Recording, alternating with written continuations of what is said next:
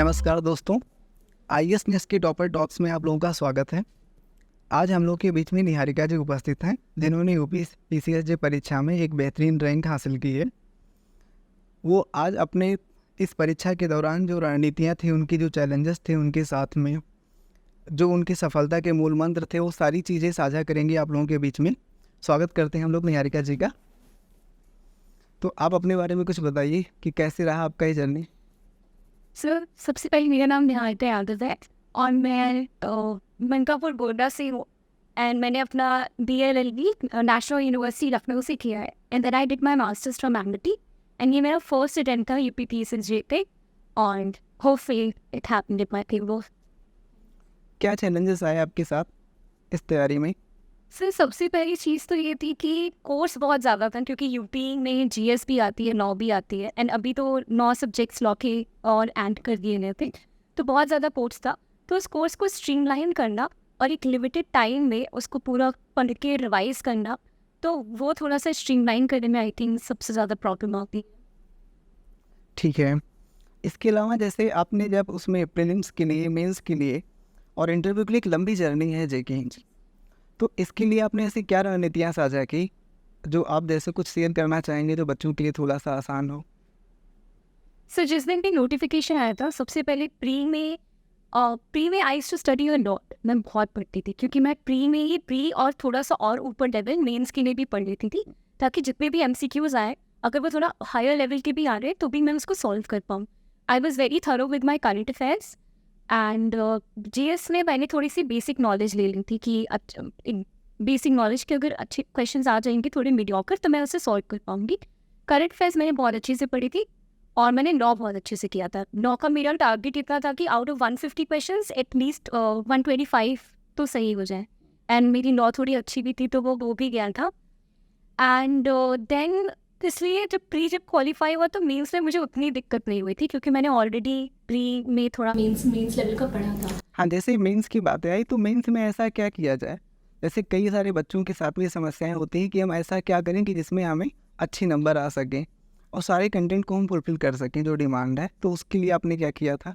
Sir, first thing जो मैं एक और चीज़ मेंशन करना चाहूँगी कि प्री में solve a lot of MCQs, मतलब the more is less for मुझे ऐसा लगता है।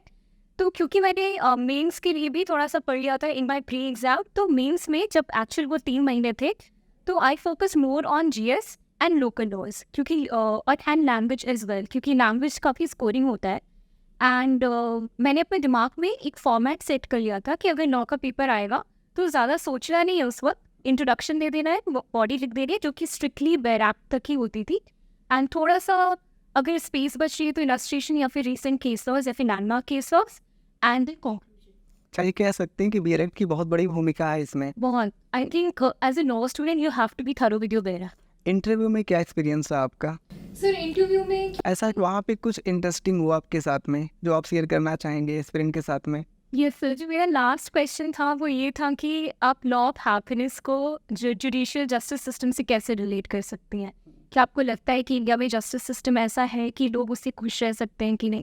तो मेरे लिए वो थोड़ा सा मुझे उस पर थोड़ा विचार करना पड़ा था। अदरवाइज मोस्टली मैंने सारे क्वेश्चंस पे आंसर दिए थे। और एक और मुझे उस पर इंग्लिश के क्वेश्चन पूछे गए थे कि unfolding of national flag and hoisting of national flag में क्या डिफरेंस था, तो वो थोड़े से अनएक्सपेक्टेड थे। जैसे एज ए स्टूडेंट आप समझते हो कि आपको लॉ से पूछा जाएगा या रिसेंट की जजमेंट से पूछा जाएगा, बट वो थोड़ा सा ऐसा था कि सोचने पर अच्छा, एक क्वेश्चन और बच्चों के आते हैं कि मीडियम का कोई फ़र्क पड़ता है हिंदी या इंग्लिश का? सर, मैंने क्योंकि हिंदी माध्यम से भी बच्चों का सिलेक्शन हो रहा है तो आई थिंक नहीं पढ़ना चाहिए, बट मेजॉरिटी इंग्लिश माध्यम से ही बच्चे सेलेक्ट होते हैं, तो I think which ever works for you. जब भी रिजल्ट आया वेडनेसडे को, तो इसके बारे में आपको कैसे पता चला? सर, एक्चुअली मेरे फ्रेंड ने मुझे शो रिजल्ट PDF भेजा था, तो इनिशियली क्योंकि आई वाज एक्सपेक्टिंग कि सितंबर की फर्स्ट वीक में आएगा, तो मुझे लगा कि वो फेक है, तो मैंने इसका फर्स्ट पेज पढ़ा एंड देन जब मैंने देखा कि आयोग से आया है देन आई वाज लाइक नहीं। शॉकिंग रहा होगा उस समय? सर, उस वक्त तो थोड़ा नम फील हुआ था कि हाँ हो गया है। Then I told my brother, like my brother was the first person I told. इस सफलता के श्रेय में आप किसको श्रेय देना चाहेंगे? आई थिंक एवरीवन, मुझे तो लगता है कि मेरा काम है बाकी सबका ज़्यादा है, my parents, my brother, my teachers तो बहुत ज़्यादा।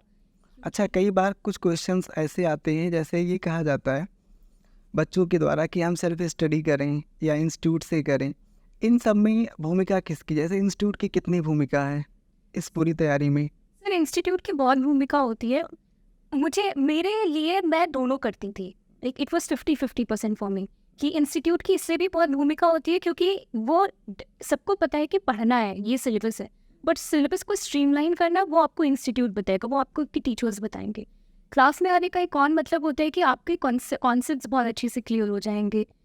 एंड मेंस की प्रिपरेशन होती है, यहाँ पे कराई जाती है आपको लिखना, क्योंकि जब मैं अपनी पहली कॉपी देखती, जब मैंने मेंस लिखा था और जब मैं आपकी कॉपी देखती हूँ, तो there is a huge difference. तो आई थिंक वो सिर्फ टीचर्स ही आपको बता सकते हैं। बाकी सेल्फ स्टडी में I think revision he count करता है, जितना रिवाइज कर सकते हैं आप उतना रिवाइज करिए घर पे जाके। अन्यथा एक निष्कर्ष में ये बोल सकते हैं हम लोग कि इस तैयारी में रिवीजन की भूमिका बहुत, बहुत बड़ी होती है, क्योंकि सिलेबस बहुत ज़्यादा है और रिविजन ही।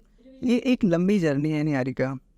तो इस लंबी जर्नी में जैसे कई बार ऐसा हो जाता है कि बच्चों को लगता है कि हम फंस गए, कहाँ फंस गए इस जर्नी में, तो ऐसे प्रेशर हो सकता है कई बार आपके साथ भी आए हों, ऐसे इन प्रेशर को कैसे हैंडल किया आपने? सर मेरे मम्मी पापा की तरफ से तो उतना प्रेशर नहीं था, आई थिंक रिलेटिव्स की तरफ से थोड़ा सा था कि कैसे होगा भी कि नहीं होगा, बट क्योंकि parents were supportive and teachers were also supportive, तो वो एक था कि हाँ यार अभी 1-2 साल हैं। तो जब यूपी की वैकेंसी आई तो मतलब उस टाइम पे मुझे ऐसा लगा कि बस यही है, अब इसी में निकालना है, तो जितना भी दे सकती थी उतना मैंने। अब जैसे इन प्रेशर को हैंडल करने के लिए बच्चों को क्या करना चाहिए, कुछ आप उन्हें एडवाइस दे पाएंगे? आई थिंक फिगर आउट करिए व्हाट वर्क्स फॉर यू। जैसे for me travelling work for me, so I too travel, जब भी वो मोनोटनी हो जाती थी मेरे लिए, सो आई हैड अ शेड्यूल, मैं उसको रिगरसली फॉलो करती थी। एंड जब भी वो थोड़ा सा मोनोटनस लगने लगता था कि अब नहीं प्रोडक्टिविटी कम हो रही है, तो आई यूज्ड टू ट्रैवल, चाहे विद फ्रेंड्स या solo. I have travel solo as well, so जितनी भी नियर बाय प्लेसेस थी तो मैं वहाँ चली जाती थी। सो वो एक मोनोटनी से ब्रेक मिल जाता था, जब वापस आती थी तो और ज़्यादा प्रोडक्टिविटी लेवल इंक्रीज हो जाता था। कॉन्फिडेंस इसमें कैसे बनाया जाए कि जो हमेशा इस सतत तैयारी में बना रहे? सर मुझे ऐसा लगता है कि जब आपके पास नॉलेज होती है तो एक हायर से आपको मिल जाता है कि थोड़ा सा आप ज़्यादा कॉन्फिडेंट हो जाते हो। प्लस रेगुलर जब टेस्ट होंगे, जब क्लास में मैम या सर क्वेश्चंस पूछ रहे हैं, आप उसके आंसर्स दे रहे हैं, आपको पता है कि वो आंसर सही है, तो ये थोड़ा सा एक पुश मिलता है आपको, थोड़ा सा कॉन्फिडेंस लेवल आपका इंक्रीज होता है। मॉक्स बहुत इंपॉर्टेंट है, मॉक्स देने चाहिए। मॉक्स में आपको एक थोड़ा सा आइडिया मिलता है कि कितना आप स्कोर कर रहे हो, कितना आपके आएंगे। इन्हें जैसे लास्ट में आपको जैसे एक उसमें एक बहुत कम शब्दों में अगर आपको बताना है कि जैसे अपने सफलता के मंत्र के बारे में, तो ऐसा कुछ दीजिए जिसके माध्यम से कहीं ना कहीं जो बच्चे हैं वो आपसे प्रेरणा ले सकें और इस जर्नी में वो अपनी एक भूमिका को अच्छे से अदा कर सकें। मैं ये बोलूँगी कि हर स्टूडेंट अलग होता है और सबकी अपनी अपनी जर्नी होती है, तो आप जैसे हो और आपकी प्रोडक्टिविटी जैसी है, आप उसे फिगर आउट करो। जैसे फॉर मी मैं 8 आवर्स तक प्रोडक्टिव रह सकती हूँ, उसके बाद I stop functioning, my brain stop function. So उस 8 आवर्स के बाद I used to revise a lot. So आप अपने ये फिगर आउट करो कि आप कितने घंटे पढ़ सकते हैं, कितने घंटे नहीं पढ़ सकते हैं।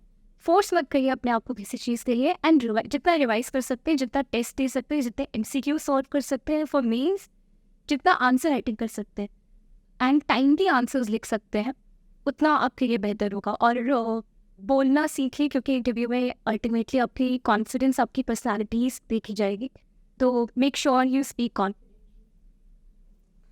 जैसा कि दोस्तों हम लोगों ने निहारिका से जैसे बात किया, इससे हमें ये इस निष्कर्ष पर हम लोग पहुँचते हैं कि जैसे संस्थान की भूमिका, खुद का आत्मविश्वास, टीचर का सपोर्ट, ये दोनों कहीं ना कहीं मिल करके सफलता की जर्नी तक हमें पहुंचाते हैं और हमें वहां तक जाना नहीं पड़ता, हम सफलता हमारे पास चल करके आती है।